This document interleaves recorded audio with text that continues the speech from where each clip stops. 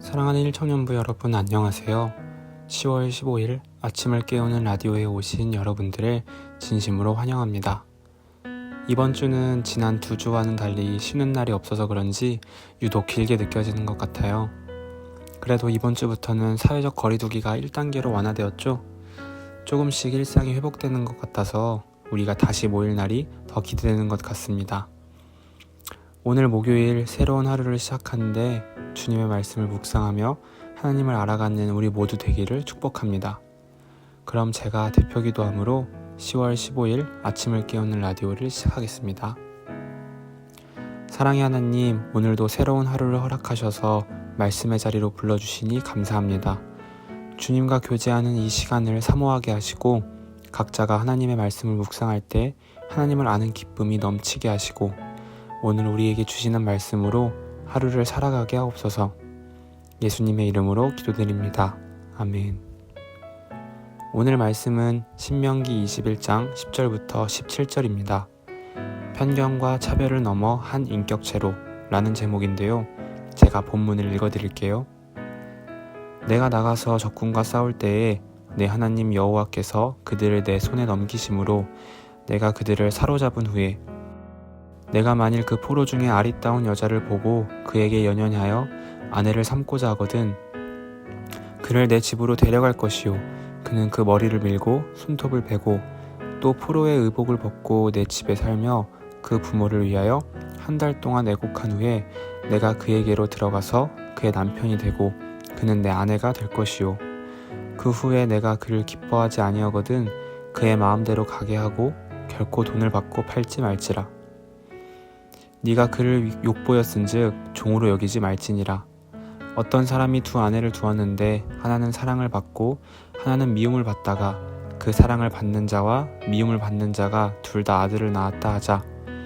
그 미움을 받는 자의 아들이 장자이면 자기의 소유를 그의 아들들에게 기업으로 나누는 날에 그 사랑을 받는 자의 아들을 장자로 삼아 참 장자 곧 미움을 받는 자의 아들보다 앞세우지 말고 반드시 그 미움을 받는 자의 아들을 장자로 인정하여 자기의 소유에서 그에게는 두 몫을 줄 것이니 그는 자기의 기력의 시작이라.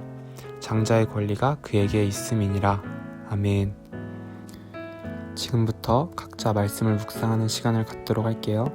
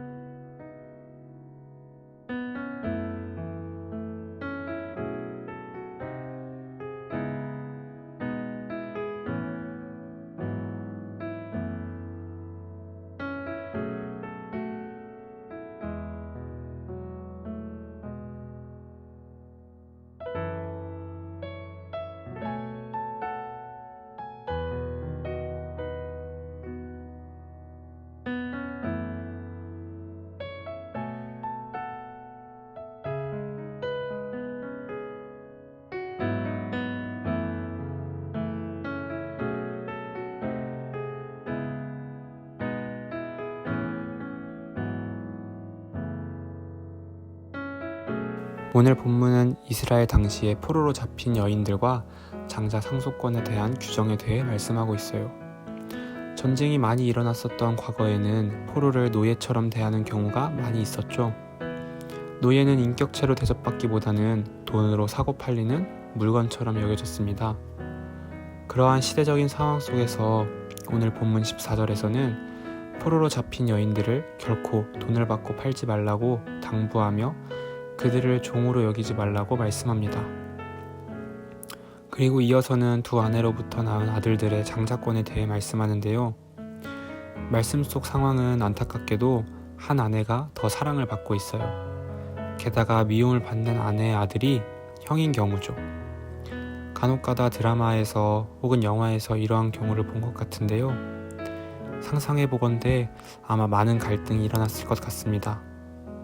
하지만 17절 말씀을 보면 개인적인 감정을 앞세우지 말고 반드시 장자권을 보장해 주라고 말씀합니다. 우리가 평소에 말씀을 묵상하다 보면 지금과는 다른 당시의 시대적 배경을 자주 보게 되는데요. 특히 구약을 묵상할 때 그런 경우가 더 많은 것 같아요.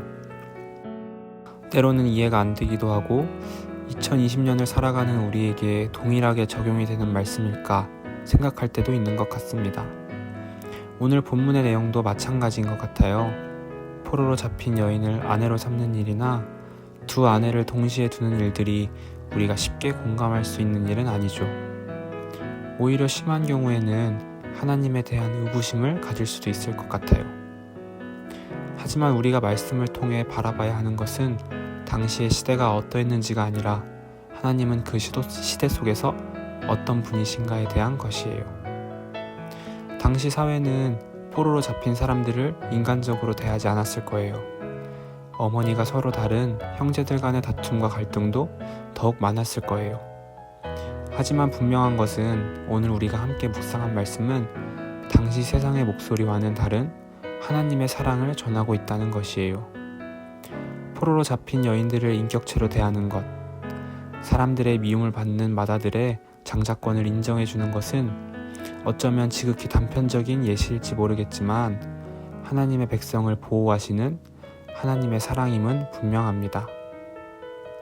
하나님께서는 변치 않으시는 분이죠. 구약시대에나 지금이나 하나님의 사랑은 세상과 다른 사랑의 메시지를 전하고 있습니다. 오늘 말씀 앞에 모인 우리 모두가 이 세상 가운데 하나님의 사랑을 더욱 전하는 자 되기를 축복합니다. 그럼 제가 마무리 기도하도록 하겠습니다. 사랑의 하나님, 오늘도 우리에게 새 하루를 허락하시고 하나님의 말씀 앞으로 불러주시니 감사합니다.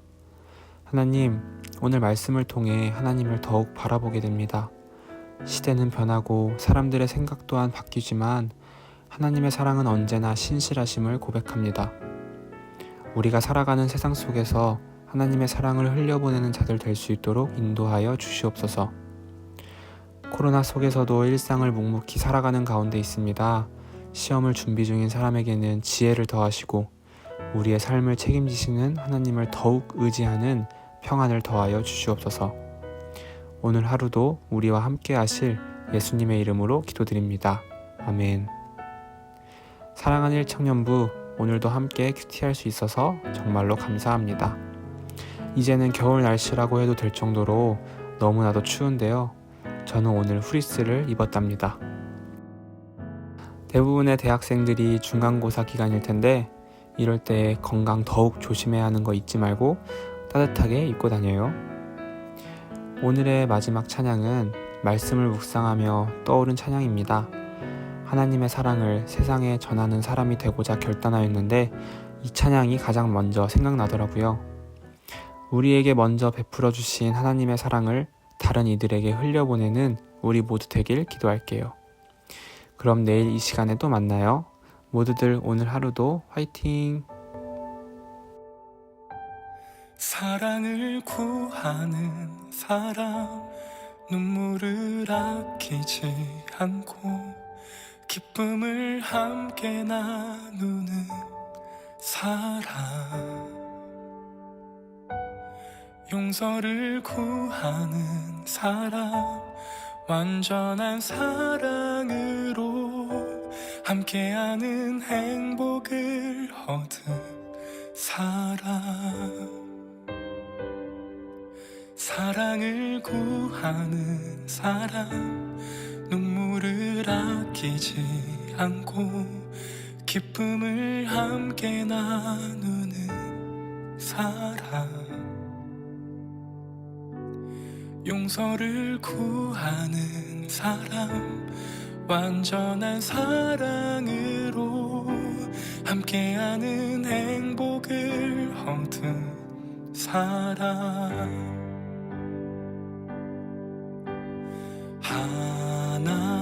하나님의 사랑을 우리 모두에게 약속하셨네. 사랑하지 않는 이곳에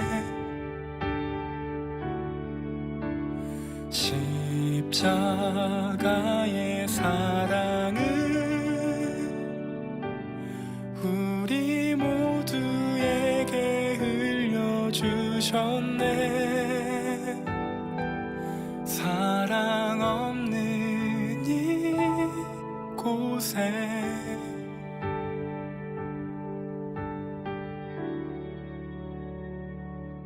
사랑을 구하는 사람, 눈물을 아끼지 않고 기쁨을 함께 나누는 사람,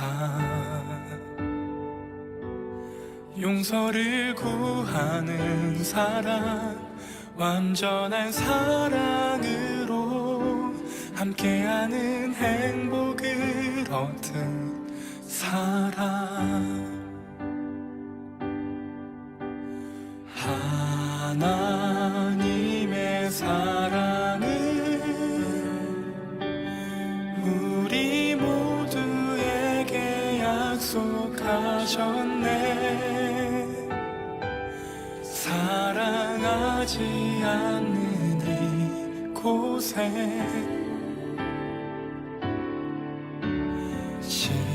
십자가의 사랑을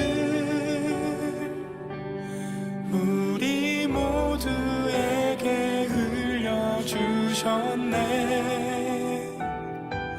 사랑 없는 이곳에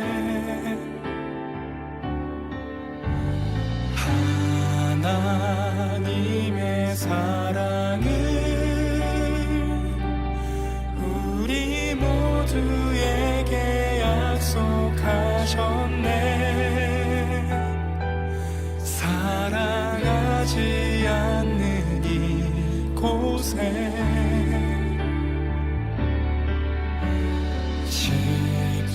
십자가의 사랑을 우리 모두에게 흘려주셨네. 사랑 없는 이곳에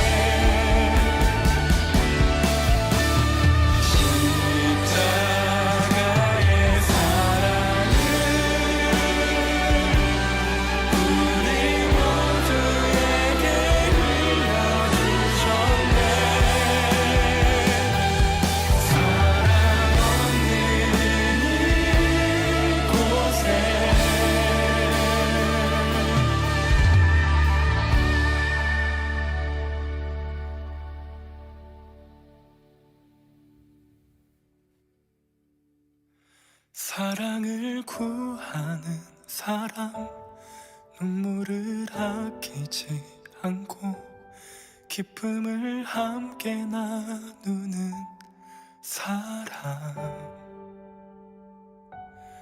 용서를 구하는 사람, 완전한 사랑으로 함께하는 행복을 얻은 사람.